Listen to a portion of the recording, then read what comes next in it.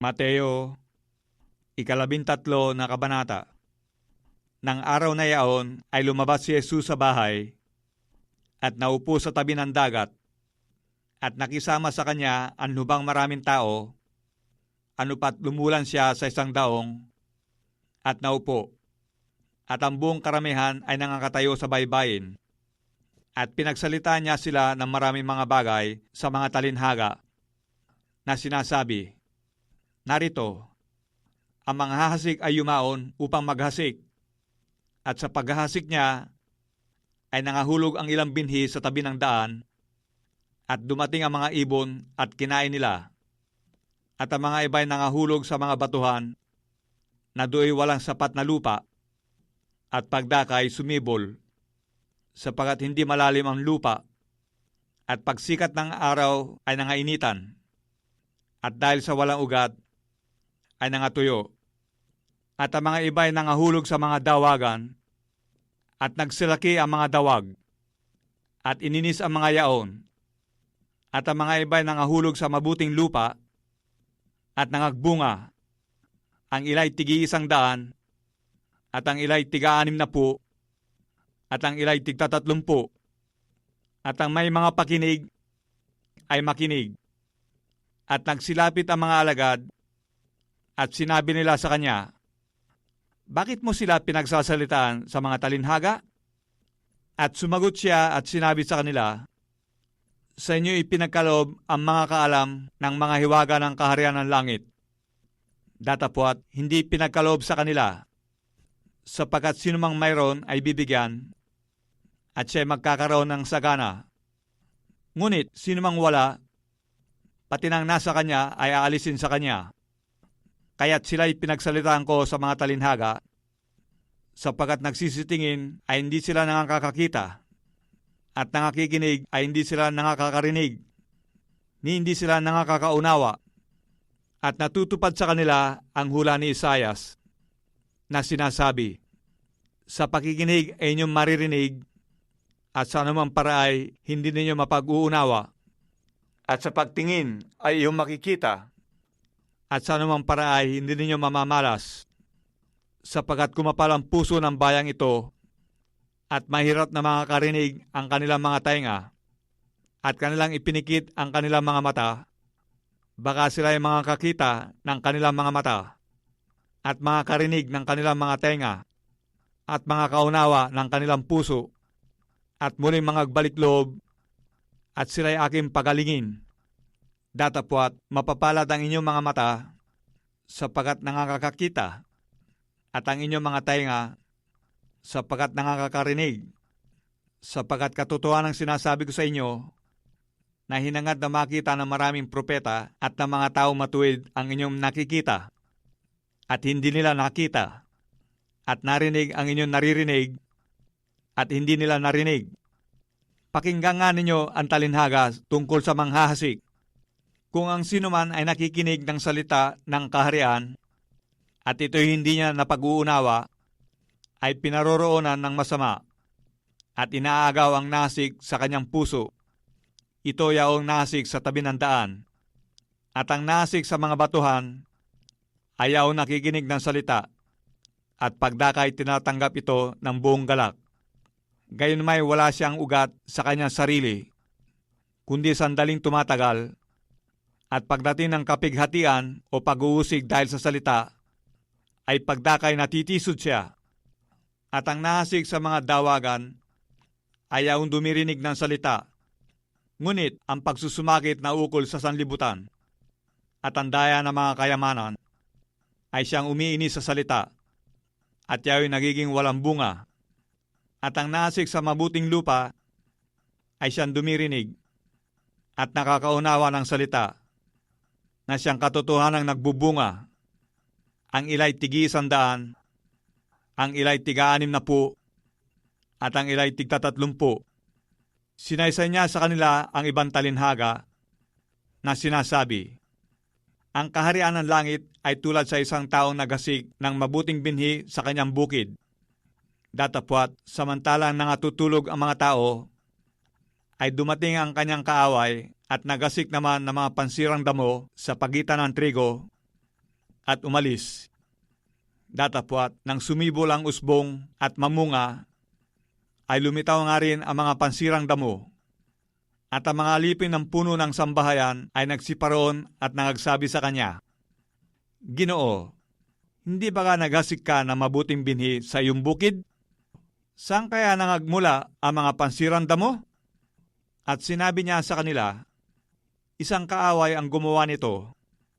At sinabi sa kanya ng mga alipin, ibig mo baga na kami ngay magsiparoon at ang mga yaoy pagtipunin?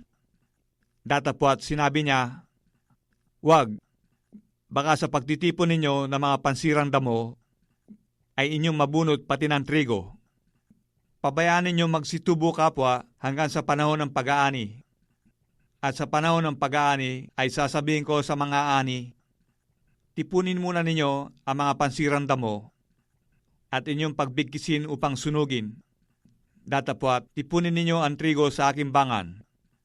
Sinaysay niya sa kanila ang ibang talinhaga na sinasabi, ang kaharian ng langit ay tulad sa isang butil ng binhi ng mustasa na kinuha ng isang tao at inihasik sa kanyang bukid, na siya ngang lalong maliit sa lahat ng mga binhi.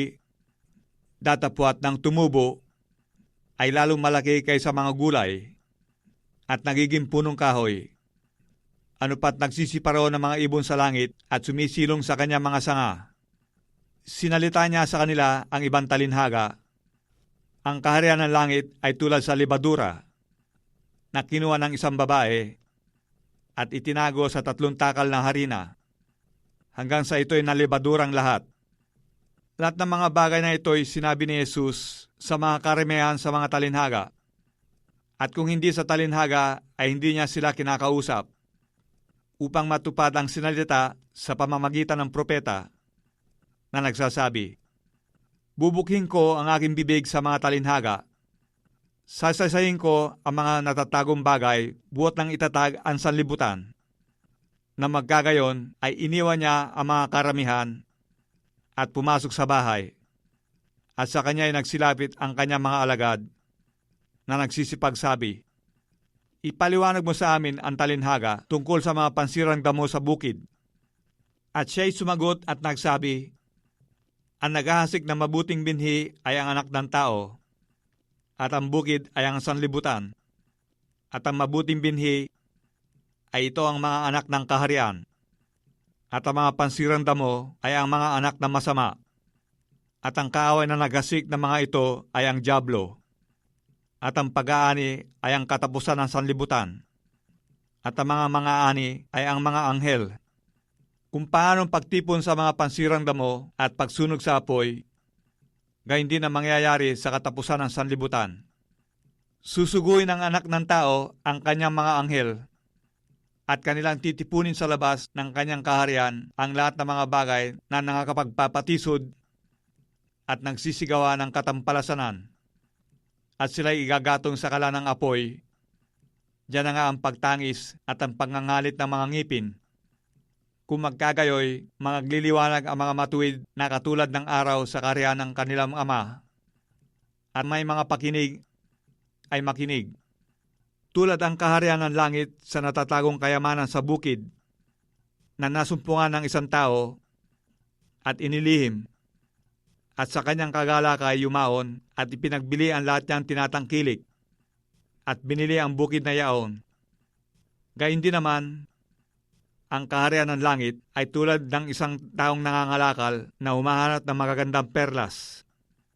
At pagkasumpong ng isang mahalagang perlas, ay yumaon siya at ipinagbili ang lahat niyang tinatangkilik at binili yaon. Tulad din naman ang kaharian ng langit sa isang lambat na inihulog sa dagat na nakahuli ng sari-saring isda na nang mapuno ay hinila nila sa pampang at sila'y nagsiupo at tinipon sa mga sisidlan ang mabubuti, datapwat itinapon ng masasama. Gayon din ang mangyayari sa katapusan ng sanlibutan. Lalabas ang mga anghel at ihihiwalay ang masama sa matuwid, at sila'y igagatong sa kala ng apoy. Diyan na nga ang pagtangis at ang pagngangalit ng mga ngipin. Napag-unawa ba ninyo ang lahat ng mga bagay na ito? Sinabi nila sa kanya, Oo. At sinabi niya sa kanila, Kaya't ang bawat iskriba na ginagawang alagad sa kaharian ng langit ay tulad sa isang taong puno ng sambahayan na naglalabas sa kanyang kayamanan ng mga bagay na bago at luma. At nangyari na nang matapos ni Jesus ang mga talinhagang ito, ay umalis siya doon. At pagdating sa kanyang sariling lupain, ay kanyang tinuruan sila sa kanilang sinagoga. Anupat sila'y nangagtaka at nangagsabi, Saan kumuha ang taong ito ng ganitong karunungan? At ng ganitong mga makapangyarihang gawa? Hindi ba ito ang anak ng aluwagi? Hindi ba tinatawag na Maria ang kanyang ina? At Santiago? At Jose? At Simon? At Judas ang kanyang mga kapatid? At ang kanyang mga kapatid na babae? Hindi ba silang lahat ay nangas sa atin? Saan nga kumuha ang taong ito ng lahat ng ganito mga bagay? At siya'y kinatisura nila. Datapwat, sinabi sa kanila ni Jesus, Walang propeta na di may kapurihan, liban sa kanyang sariling lupain at sa kanyang sariling bahay. At siya hindi gumawa roon ng maraming makapangyarihang gawa dahil sa kawalan nila ng pananampalataya.